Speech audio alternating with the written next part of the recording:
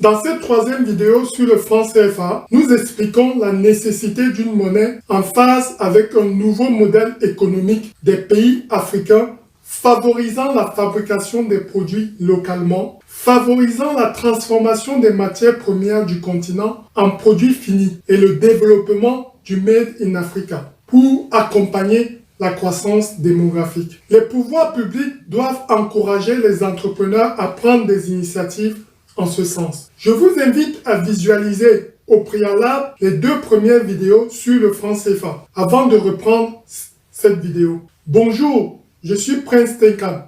Je conseille les sociétés dans l'élaboration et la concrétisation de leurs projets d'entreprise dans le monde et notamment en Afrique.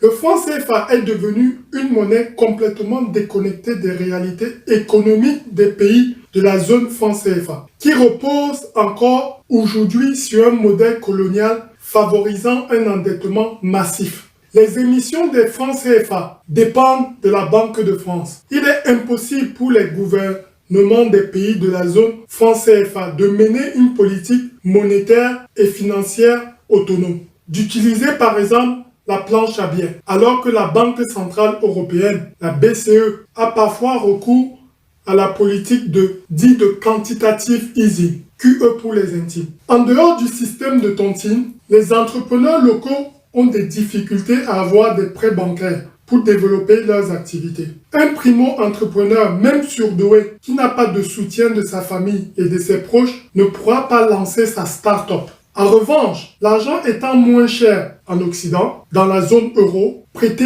à des taux très faibles, l'entrepreneur vivant en Occident peut profiter de cet environnement économique pour investir en Afrique. Que la monnaie s'appelle le franc CFA ou le cori africain, une monnaie est avant tout un instrument de paiement, une réserve de valeur et une unité de compte. Tant qu'on ne change pas de modèle économique et le fonctionnement de cette monnaie, les mêmes causes produiront les mêmes effets.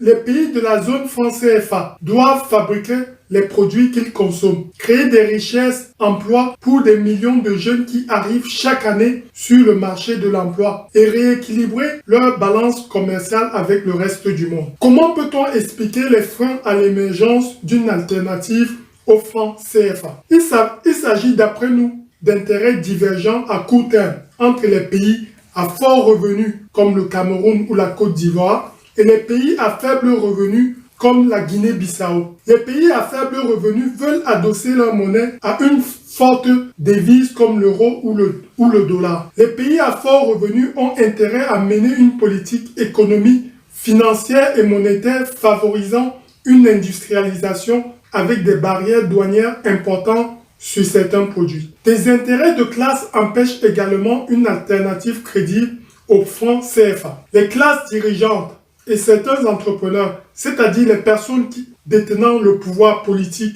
et économique, ne souhaitent pas la création de monnaie locale non arrimée à une forte devise. Les exemples d'effondrement de certaines monnaies, comme le dollar zimbabwéen et plus précisément le cedi ghanéen, sont dans tous les esprits. A contrario, après les débuts très difficile, le Naira du Nigeria est plutôt stable. Les résultats économiques des pays qui sont sortis de la zone franc CFA sont médiocres. C'est le cas de Madagascar. La souveraineté monétaire n'est pas toujours synonyme de développement économique. Concrètement, les pays de la zone franc CFA doivent garder les aspects positifs du franc CFA, à savoir la stabilité monétaire et la maîtrise de l'inflation, mais avec une monnaie plus flexible, tenant compte de la réalité économique des pays africains. Il est aberrant aujourd'hui en 2018 de voir que l'Afrique de l'Ouest a deux zones monétaires, l'UEMOA des pays de la zone franc CFA et le ZMOA, abréviation de zone monétaire ouest africain, avec des pays comme le Nigeria, le Ghana et la Guinée. Le seul véritable critère est le passé colonial de ces pays, colonisation française et colonisation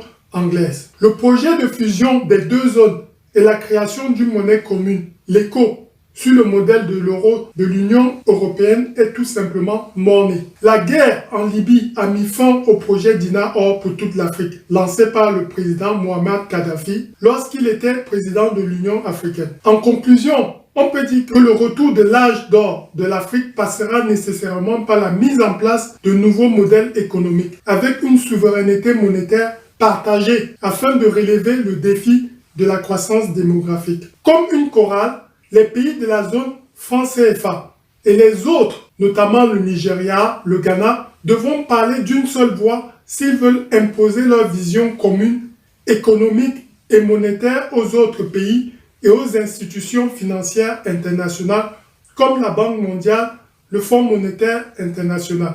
Merci pour votre écoute. Je vous invite à vous abonner à notre chaîne pour être informé de la sortie de nos prochaines vidéos. Nous lisons vos commentaires qui sont source d'inspiration pour les prochaines vidéos. Excellente continuation.